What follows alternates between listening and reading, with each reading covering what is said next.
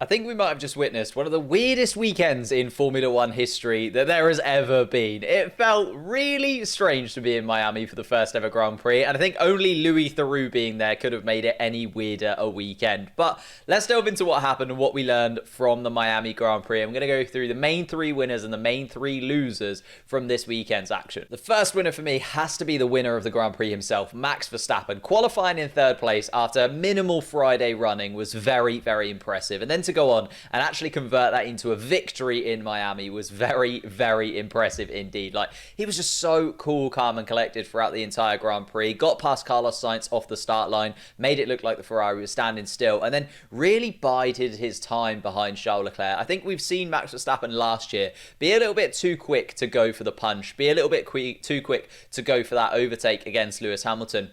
It's a different side to him that we're seeing this year with Charles Leclerc. I think genuinely he waited and waited and waited and went to the perfect time on lap 9, got past Charles Leclerc, and then from there, it looked really, really easy. Obviously, we had that safety car, got Charles Leclerc right up to the back of Max Verstappen again, but even then, the Dutchman was able to hold off Charles Leclerc fairly easily and went on to get a very, very good victory in that Red Bull, closing the gap ever so slightly in the Drivers' Championship and getting closer and closer to that top spot that he will be aiming for before the end of the season. My first losers of the Grand Prix, though, is going to feel a little bit harsh, considering they qualified 1 and 2, finished the race 2 and 3, picked up 2 podiums for Ferrari again this weekend.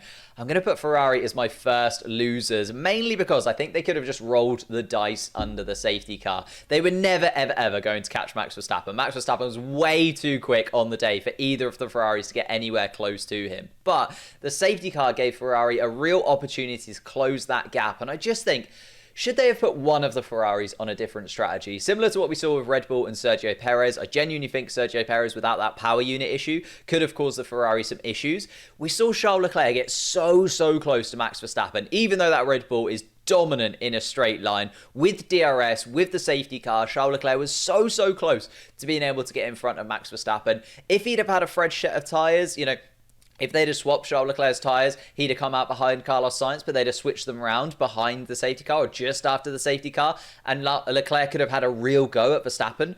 Would we have seen him win that Miami Grand Prix? I personally think so. I think they missed an opportunity there to try something different and just roll the dice, because otherwise Max Verstappen made it look very, very easy. My second winner, though, from the Miami Grand Prix is definitely someone who did take a little bit of a gamble under the safety car. It is George Russell, and everything just seems to be coming up Millhouse for George Russell at this moment in time. Finishing in 5th place, the only driver to finish in the top 5 positions in the first 5 races, and it shows in the Drivers' Championship. He's currently sitting in 4th place in a Mercedes that looks to be dead and buried sometimes. Honestly, it was a really poor qualifying from him, obviously, in 12th place, and we know him as Mr. Saturday. It was really uncharacteristic to see him in that 12th place position, but as I said, he gambled, he went for it, he did something different, and when it pays off big time for George Russell. Genuinely, if there wasn't a safety car, I think he could have finished the race in like 14th or 15th place. I think it was going that badly for him, but the safety car came. He managed to get the new tyres on, kept in and amongst it, managed to get back in front of his teammate Lewis Hamilton as well. Lewis Hamilton, a little bit frustrated in 6th place, but genuinely I think they just have to celebrate the points that they got as a team, Mercedes. They're keeping themselves in contention in terms of the Constructors' Championship, now just 50 plus points away from Red Bull and Ferrari, but they're eking away that 3rd place from McLaren. I think 3rd place is pretty much guaranteed. Whether or not they'll come back towards the end of the season, we'll have to wait and see, but it's Mercedes, never say never. I touched on McLaren there because they're my second losers of the Miami Grand Prix weekend, to be honest with you. I think it wasn't a great weekend overall for McLaren, especially Lando Norris. It looked like it was going to be a good weekend. Started off with some James Corden stuff, which I wasn't too happy about, but Lando Norris still managed to qualify in the top 10, which was really, really good, and where we want to see Lando Norris every single weekend from now on. But it was a slow pit stop, caused some issues for him. He came out behind the pair of Hasses, got caught up in a DRS train, then just couldn't get past either of the Hasses, couldn't make his way back up into that top 10 position, and Pierre Gasly wipes him out towards the end of the Grand Prix, causing that safety car, which did mix up the order. It was definitely a needed safety car, but I wouldn't have wanted it to be Lando Norris. Still doing okay in the Drivers' Championship is Lando, currently in that 7th place position, just 1 point behind Lewis Hamilton, but McLaren just in a bit of no man's land right now, find themselves in 4th place. I thought they were going to take a real big step forward after that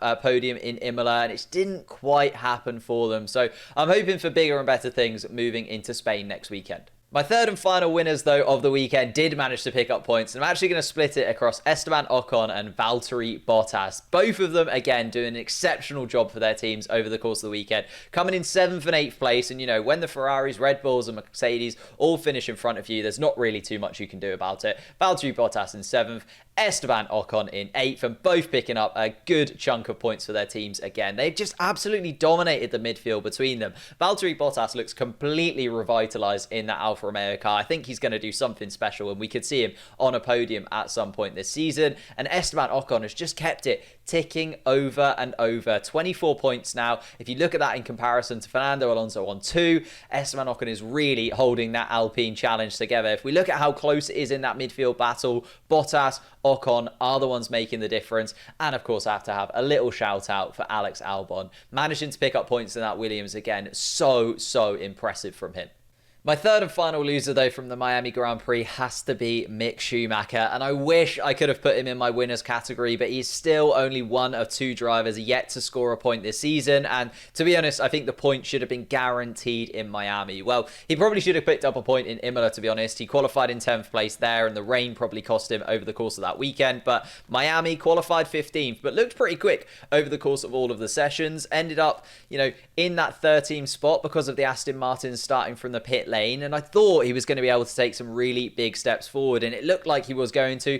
Underneath the safety car, was running in the top 10, pretty much guaranteed a point as long as he kept it on the road. And then there's that collision with him and Sebastian Vettel. And I know that the FIA saw that as a bit of a racing incident. Neither of them got told off for that overall. But for me, if you're Mick Schumacher, knowing that your first ever Formula 1 points are on the line, you just play that a little bit safer and maybe give Sebastian Vettel the position, have a go at him again towards the other couple of laps you've got left. I think the Haas towards turn 17 and towards turn 1 the next lap could have had a go back at Sebastian Vettel, to be honest. I think he could have left that space and maybe gone for it a little bit later, but should have picked up points, Mick Schumacher. And I think the pressure is maybe mounting a little bit for him with Kevin Magnussen coming in and doing so well. I know Kevin Magnussen didn't pick up points either this weekend, finishing in 15th and 16th place, but he's picked up points enough over the course of the season and the start of the season to put Haas in contention. Mick Schumacher should have picked up some points by now, and the pressure is mounting. I'd love to know your thoughts on Mick Schumacher. What can he do in this season? Does he just need a really lucky break at some point to get those first points, get that off of his back? Or is this going to be a really tough season again for Mick Schumacher where he doesn't quite hit the heights we're expecting? I'd love to know your thoughts in the comments down below. But that's just my thoughts on the Miami Grand Prix. I thought overall it was a pretty good weekend. There are a few tweaks and changes I'd make to the track to make sure that it's a better Grand Prix in the future, but it's going to be here for 10 years, so I think those tweaks will definitely come and we'll see an even better Miami Grand Prix next year. Thank you guys so much for watching. If you enjoyed this content, leave a like down below, subscribe if you are new, and I will see you next time.